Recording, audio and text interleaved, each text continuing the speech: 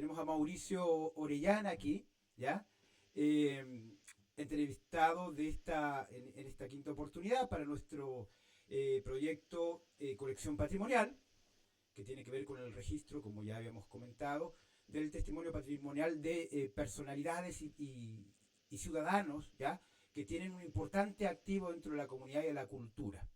Y a partir de los perfiles que nosotros vamos viendo y descubriendo en redes sociales y por otros medios, aquí se suma un integrante más de Activo Social, caímos en tu perfil, caímos alegremente y felizmente en tu perfil, ¿ya? Porque nos dimos cuenta que dentro... Hola, hola Maxi. Mauricio. Hola. Hola, Javier. ¿Cómo te Perdón va, por la tardanza, Maximiliano? pero estaba con los traslados de No se este preocupe, horario en particular. no se preocupe. Nos dimos cuenta que en tu perfil tú eres una de estas personas de interés, ¿ya? No solo para la cultura, sino para la sociedad y para el perfil que nosotros estamos buscando de ciudadanos. Ciudadanos que tengan un aporte, un alto activo en cuanto a lo que hacen y en cuanto a su compromiso con la cultura. Entonces, por eso, reiterarte la bienvenida, Mauricio, a esta entrevista, ¿ya? Presentarte a nuestros integrantes, a nuestros miembros de la fundación. Tenemos a don Joel Vázquez y Maximiliano Mayán, ¿ya? Con quienes vamos a Mucho gusto. compartir esta entrevista. Un placer, Mauricio. ¿Algo que nos quieras comentar de entrada, Mauricio? ¿Alguna duda? No, estoy como contento de poder estar acá participando. Muchas gracias. Muchas gracias a ti en realidad, porque si no estuvieras tú, esto sería difícilmente posible. Quiero partir por la primera pregunta. Después mis compañeros te van a hacer otras preguntas y a medida que vayamos dando esta conversación van surgiendo otras inquietudes. Mira, dentro del dossier que tú nos mandaste y de lo que nosotros pudimos recabar, ¿no?, respecto a tu perfil, tú eres actor, profesor, tallerista, director, eres antropólogo, malabarista, productor y un largo, etcétera, ya de cosas. O sea, ¿por dónde empezar? Primera vez que vamos a tener esa complejidad de no saber por dónde empezar, ¿ya? Porque has hecho hartas cosas, entonces, y eres hartas cosas en el sentido de tu labor, que se nos hace muy difícil buscarle un comienzo. Pero sí nos hemos dado cuenta de una cosa, que de todas de esta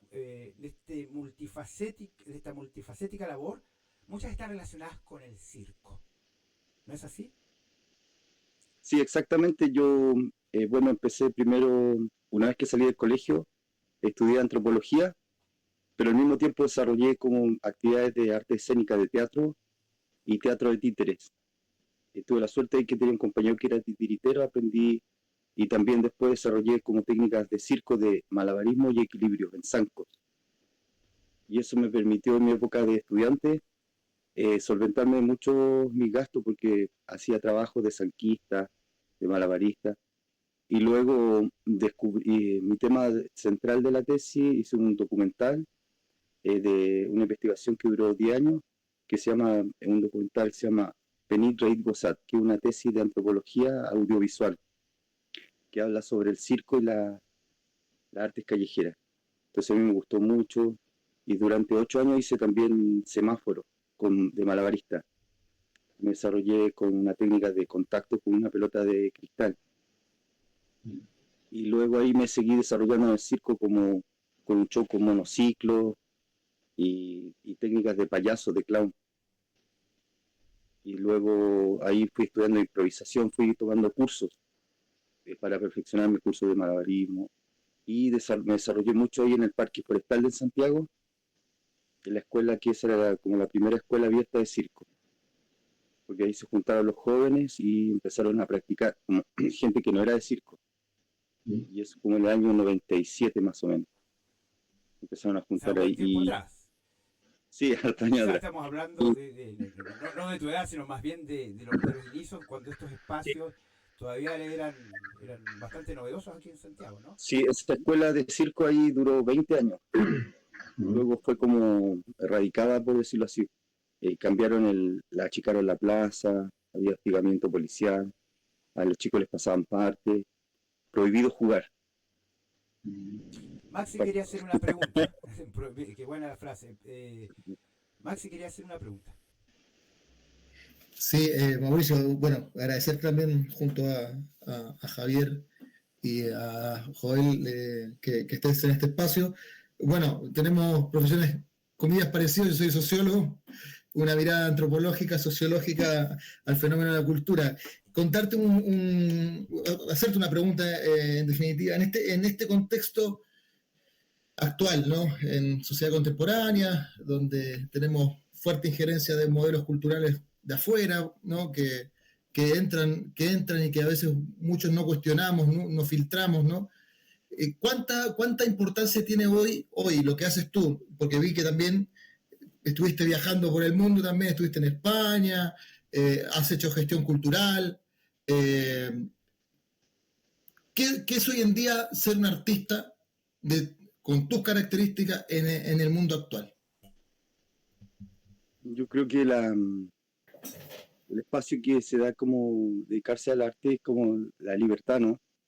La libertad puede decir como, a veces yo desarrollaba harto mi espectáculo en la calle y ahí uno tiene como le sale la libertad de política, de decir lo que uno piensa. Entonces yo creo que ahí es importante el espacio que uno tiene, que no se da y que es casual porque la gente está en la calle, no puede ver una obra de teatro, no pagó para, sino que se encuentra con ese espectáculo de repente en la calle. Entonces ahí yo creo que hay harta importancia como en el espacio público, en el uso de los bienes nacionales de uso público, cómo incide el artista, cuál es su propuesta, y entonces es importante que crezca porque así la gente se encuentra con cosas novedosas y profesionales. Mauricio, y en términos de hacer cultura hoy en Chile, pensando que hay una institucionalidad, ¿no? Que uno puede hacer cultura bajo la era institucional a través de los distintos fondos que el Estado provee para poder gestionar, a veces, y están maleados muchas veces, siempre ganan los mismos, en fin, a veces hay un tema ahí con el tema del financiamiento para la gestión cultural en Chile. ¿Qué es lo que te moviliza a ti? Porque efectivamente tenemos un Estado que puede financiar lo que es la circulación de la creación o de espacios de creación y expresión de cualquier ser humano y ser financiado por el Estado. En el caso tuyo hay una fuerte también tendencia a la autogestión, al hacer arte, cultura de forma autogestionada, de forma más comunitaria. ¿Qué valor tiene eso hoy en día en la actualidad, donde efectivamente podés vivir o podés ser financiado por una entidad pública como el Estado a través de distintos fondos o hacer gestión cultural más comunitaria a través de otros mecanismos? ¿Cómo ha sido tu experiencia en ese plano? Yo, como bien tú dices, Maximiliano, he tenido harta autogestión porque me he desarrollado generalmente en la calle y desde ahí saco mis recursos, ahí pago cursos, como que lo he hecho de esa forma. Y voy a ser bien sincero en esto, en la otra parte, la parte como del financiamiento público, por decirlo así, por el Ministerio de Cultura, principalmente, yo creo que es muy bajo el presupuesto. Por ejemplo, era 0,37% de lo que se destina al año para cultura, ni siquiera el 1%. Ahora hace poco subió un poco más, pero son como décimas, así muy poco. Entonces eso hace y además que yo lo que, no sé, estoy un poco de acuerdo contigo, lo dice la administración de estas platas que son poquitas, se pagan en arriendo de edificios, se pagan en diagnósticos como profesionales y al final lo que, como mal dicho, como lo que chorrea hacia abajo, es poquito y lo hace a la gente competir. Y eso, porque la hacen competir porque en realidad no tienen para financiar a todo. Eso es como siendo bien honesto. Entonces yo lo veo desde ahí que también esto de la autogestión un poco te permite también desligarte de esta como cultura económica que se denomina. Porque estamos en un sistema neoliberal, entonces nos tratan de meter como cultura económica. Y siendo que cultura, lo que cultura crea, es mucho más de lo que recibe. Muy Sí, tú lo que mencionas fuertemente, esta idea de las famosas industrias culturales, ¿no? Que hay una tendencia, ¿no? a tratar de buscar a través de la cultura los mismos réditos que puede tener una empresa transnacional en un determinado territorio, ¿no? Vende un producto, lo hace, se vende ese producto y va a depender mucho si te lo financio o no respecto de impactos que evidentemente la cultura no puede ser medida por impactos, ¿no? Efectivamente. Entonces, ahí hay también hay un principio importante que tú mencionas respecto a la autogestión. Si tú tuvieras una varita mágica y dijeses, mira, se tendría que hacer esto, ¿qué sería? ¿Qué se tendría que hacer? que la palabra que se podría usar sería reconocimiento, porque la gente como que no se valora lo cultural, o sea, o se malentiende, no hay un concepto porque la actividad cultural, lo que se denomina cultura, hay muchas definiciones. Entonces, es como, en síntesis, es como todo lo que hace el ser humano, todos sus productos, todas sus manifestaciones, todas sus expresiones, como su estética, todo. Entonces, es un sinnúmero de cosas y a veces nosotros encasillamos como cultura en un área como solo arte. Y cultura son muchas cosas. Entonces, yo creo que el gran valor que se puede dar de las expresiones, por ejemplo, lo que yo hago, que yo soy artista callejero, y yo estudié antropología, pero me dediqué más a ser artista callejero, me he desarrollado. Y lo que yo más me he dado cuenta, por ejemplo, hace poco tuve un viaje a Cuba, al Circo Nacional de Cuba, que a un festival fui invitado, a Circuba 2024, que fue en agosto del año pasado. Y ahí yo me di cuenta que, por ejemplo, que nosotros acá, en términos culturales, yo señalaba eso, que son pocos recursos, y allá eso multiplícalo por 10, que son menos recursos. Y hacen cosas igual buenas, grandiosas. Ahí un festival internacional, el más antiguo de Sudamérica. Entonces yo veía cuando regresé allá, vi que culturalmente ya nosotros tenemos poco, pero hay personas o países que están en una situación más precaria, pero con uno hacen un espectáculo de 10. Y nosotros con 10 estamos haciendo cosas de uno. Samuel, Le quería hacer una pregunta. ya, bueno, sí. En realidad son dos preguntas. La primera, yo no entiendo mucho esto de los fondos concursales, nada, pero ¿no será que cuando se esperan recursos del Estado, también en cierto modo el Estado puede fijar ciertos lineamientos, o sea, le puede restar libertad a la creatividad? Y en ese sentido, ¿no será mejor autogestionarse? Se me imagina a mí, porque yo lo visualizo, por ejemplo, con un escritor que cuando escribe sus primeros libros está totalmente motivado, pero cuando ya se hace un contrato con una editorial y tiene que estar cumpliendo, como que pierde el sentido un poco, porque al final lo está haciendo por cumplir un contrato más que por su propia estimulación. A mí se me imagina que quizá al postular a estos fondos, ¿cierto?, del Estado, aunque sean pocos recursos, a nadie le viene mal, aunque sean 100.000 pesos, es dinero que sirve.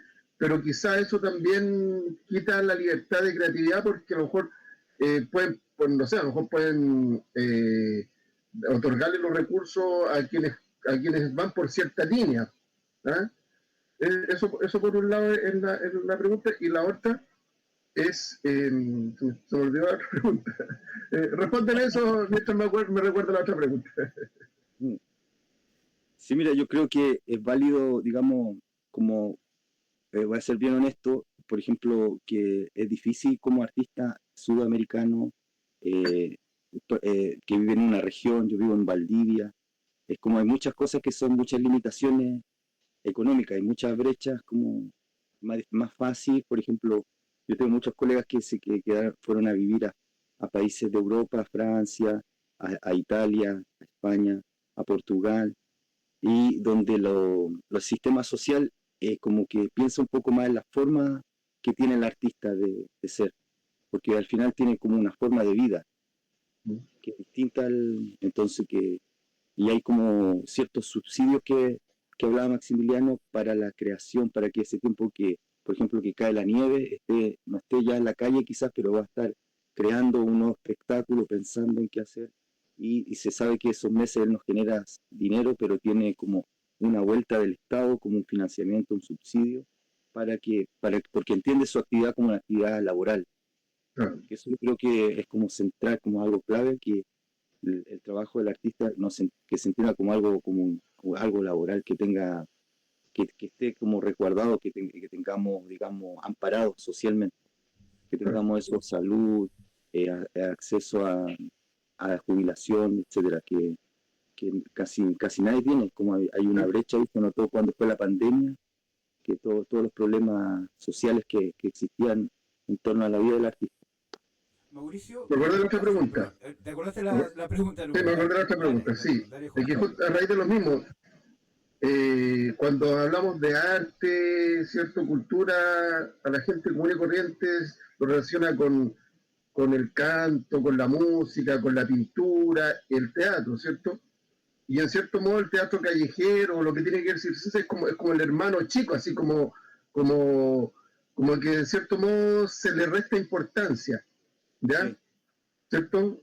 Cuando uno ve a una persona que está en la esquina haciendo sus malabares, uno le da la plata o a veces ni siquiera le da nada. ¿Tú qué podrías decirle o cuál es tu mensaje para cambiar esa visión? Para poner al artista callejero, al circense, a la altura de un teatro, o sea, de un actor que participa en una obra de teatro. Porque son ambas actividades culturales, pero socialmente le damos mayor importancia a un actor. O sea, si por ejemplo llega un joven y dice, papá, quiero ser actor de teatro, quiero estudiar teatro, ya. Y si llega el hijo y dice, quiero estudiar, ser artista circense, yo creo que un papá va a preferir un hijo actor que un circense, ¿cierto? Siendo que los dos aportan a la cultura. Entonces, ¿qué mensaje tú puedes dar, ¿cierto?, para revertir eso? ¿O qué es lo que tú harías? ¿O qué es lo que tiene que hacer la gente, el Estado? ¿A quién tú le atribuyes a uno o más entes de la sociedad para que eso cambie? Yo creo que se podría hacer como ese ejercicio que nosotros somos discriminadores, pero que entre más cerca está digamos, el sujeto del que estemos hablando, vamos a saber si, por ejemplo, como lo que decía la pregunta recién, si mi hijo es malabarista, ya eso es bien cercano a mí. Yo ahí voy a sacar mi opinión real, como de lo que es discriminar. Porque antes si me preguntan si le molesta un malabarista en el semáforo, no. ¿Le molesta a un malabarista que tener un vecino malabarista? No. ¿Le molesta que su hijo sea malabarista? Sí. Porque va a llegar como el perjuicio que nosotros lo tenemos dentro, ¿no? O sea, se manifiesta cuando está bien cerca. Entonces yo creo que sería bueno hacer que la gente hiciera ese ejercicio como que de empatía, de decir, ponerse, porque por ejemplo, muchos de los chicos que están en los semáforos, hay mucho ahí, digamos, una forma de vida que permite como un cambio de vida, como, digamos, tienen mucho más oportunidades porque viajan, conocen otras culturas y se van a vivir a otros países, entonces hay como un cambio de vida. ¿Mm? Eso es importante, yo creo, que hay que la gente vea que esos chicos están buscando la vida de alguna forma porque quizás en las casas hay como detrás un trasfondo social profundo igual, que no se ve, como el semáforo se ve como la punta del iceberg, pero para abajo también tiene una dimensión enorme y tiene una tradición enorme. Y hay chicos ahí se pagan los estudios, también hay chicos que están tomando, es como las dos caras, es como también están expuestos a todos digamos, como lo difícil que es la sociedad, vivir en una sociedad que a los jóvenes no los considera. Entonces yo creo que ese tipo de expresiones se sienten acogidos, es como una familia, es como una tribu transurbana.